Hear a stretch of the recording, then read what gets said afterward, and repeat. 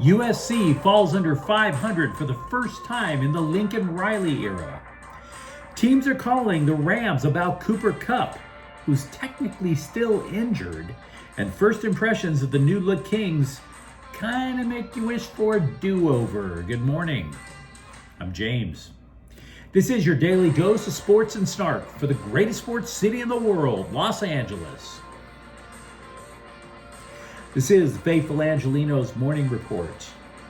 It is October 20th, 2024, and yes, I am very well aware that the Dodgers could face the Yankees in the World Series. All they have to do is win this evening and we can just bask in the cross-country hatred. But that's how big LA sports was on Saturday. We've got tons to talk about. So if you like being in the know about LA sports, clickety-clack the like button. Clickety-clack the subscribe button.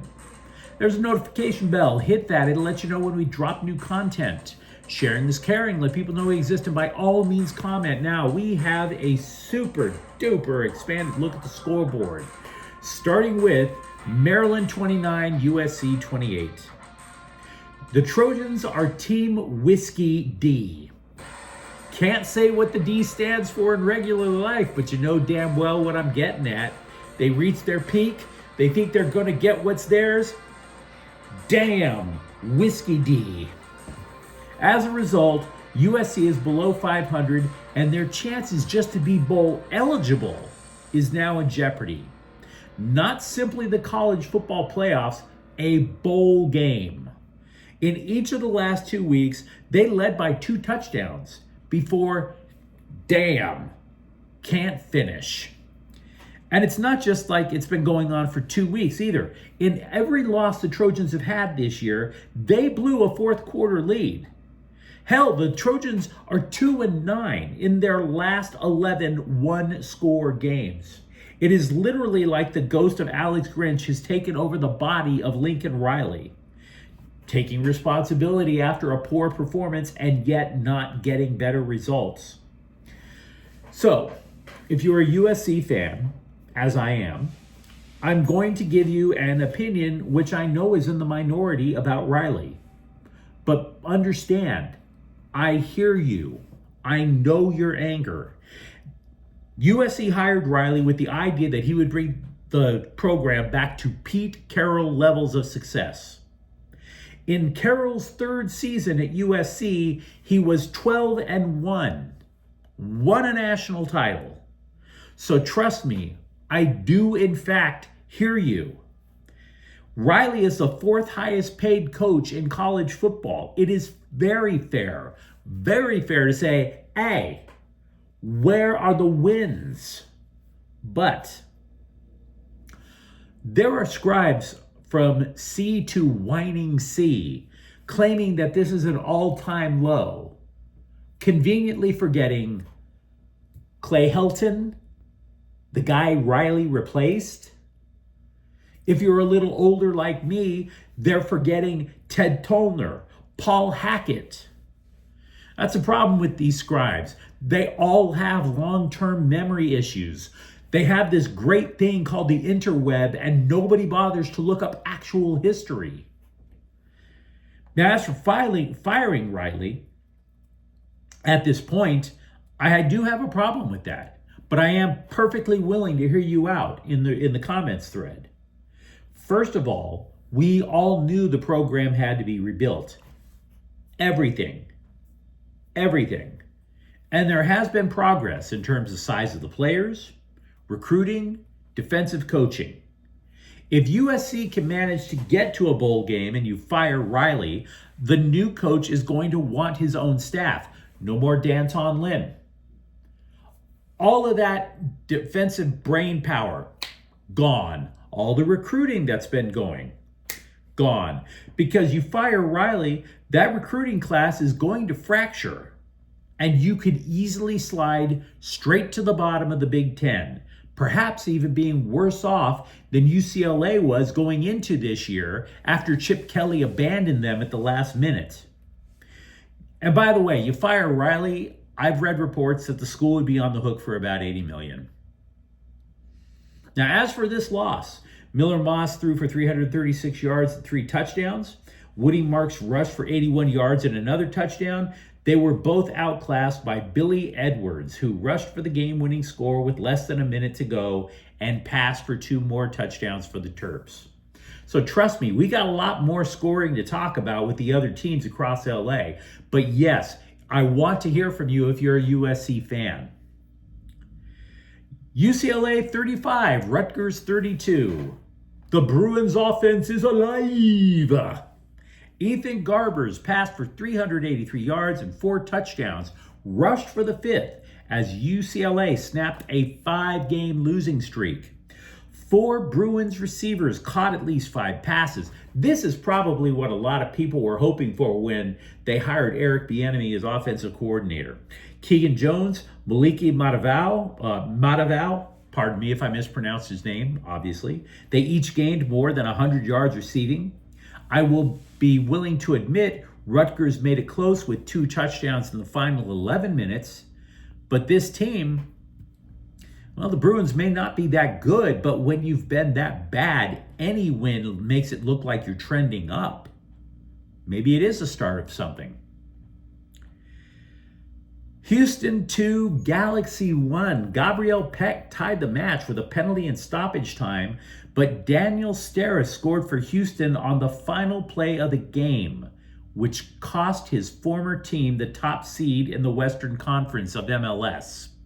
Why? Well, because LAFC 3, San Jose 1. The black and gold rallied with 3 second-half goals, the latter in stoppage time from Marlon Santos. And this boosted LAFC to the top seed on, I believe, the 3rd tiebreaker.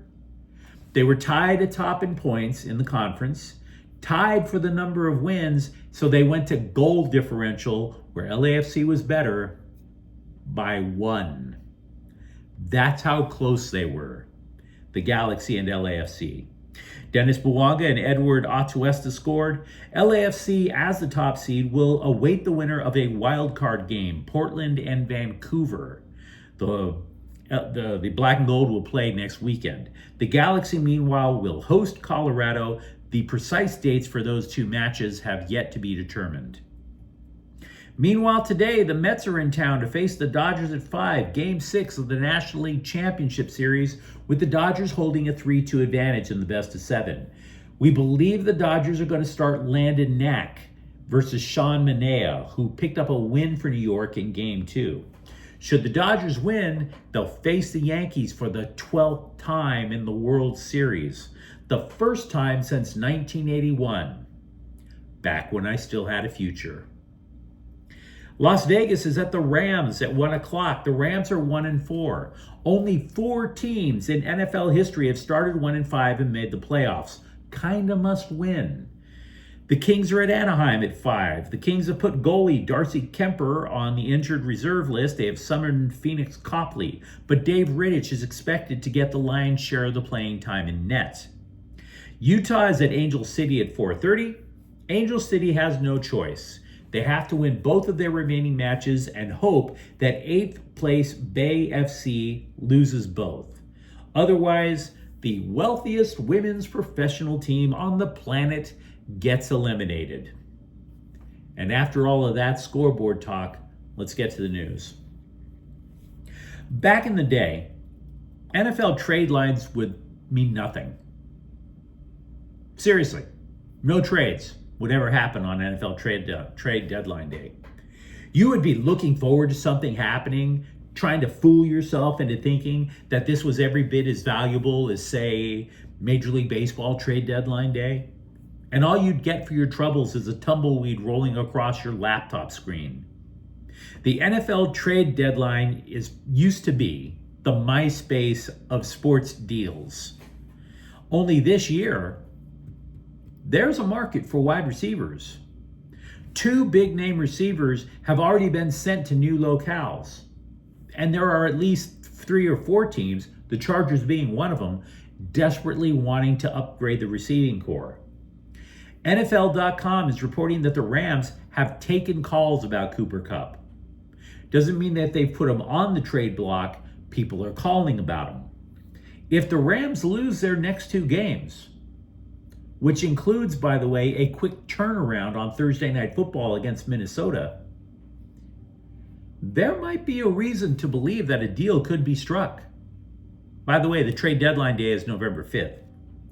Now, there are obviously complications. Kupp has a pretty big contract, $20 million for each of the next 3 seasons, not to mention roster bonuses of a minimum of $5 million for each of the next 2 years.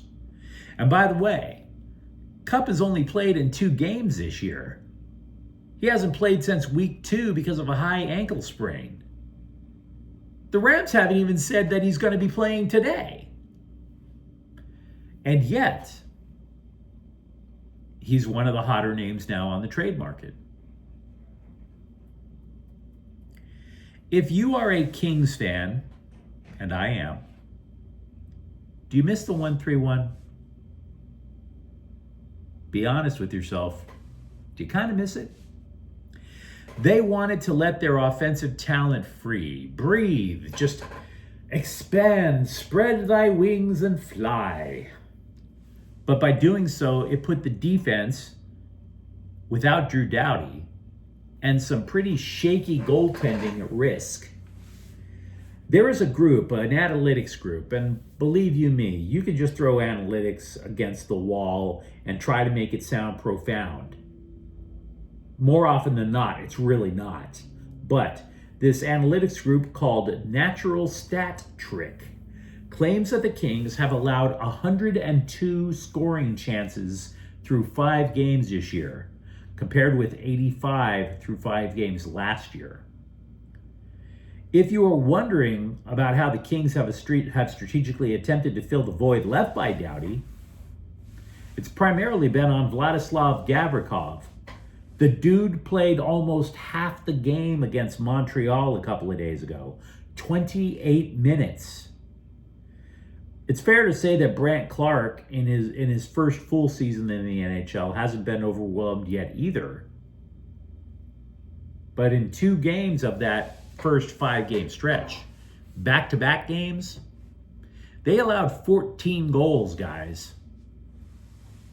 So, do you miss the 1-3-1? Another thing with the Kings, after the season opener, I was telling you guys that the second line, which was supposed to be centered by Quinton Byfield, got broken up. They brought Byfield up to the top line with Anze Kopitar, and I realized it was a season opening game, but it made me wonder if this so-called BFF line, Byfield centering with Kevin Fiala at one wing and Warren Foegele at the other, I wondered if it was going to work. That line has already been broken up. Forget the fancy pants nickname, how cute it is to refer to them as BFFs. Byfield was again a wing on the top line when they defeated Montreal a couple of days ago. Meanwhile, Foegele, a high-priced free agent, I might add, already demoted to the 4th line.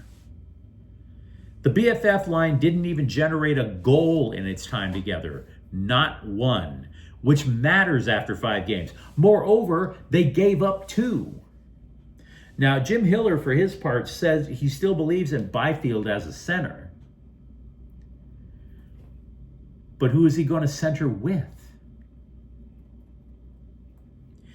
Kai Jones has been given a 2-way contract by the Clippers, which frankly means he's going to be spending most of his time in the G League. He's a former first-round pick by Charlotte, but he never really made an impact there. He has been the Clips' primary backup center in the preseason, while the permanently injured Mo Bamba allegedly heals. Good luck with that. Anybody else remember when he was such a hot commodity? The Lakers wanted to go get him, and I think maybe he played like 3 minutes. So Kai Jones might actually be coming to LA sooner rather than later. Either way, you let me know what you think in the comments thread. What is your level of panic and or anger over USC football? If you are a Rams fan, would you be willing to bid adieu to Cooper Kupp? And if you enjoy the content, Don't forget to subscribe to Faithful Angelenos. We talk LA sports every single day here. Thank you for watching. I'm James. We'll be back tomorrow. Faithful Angelenos is a Kian Corte El Queso production. Take care.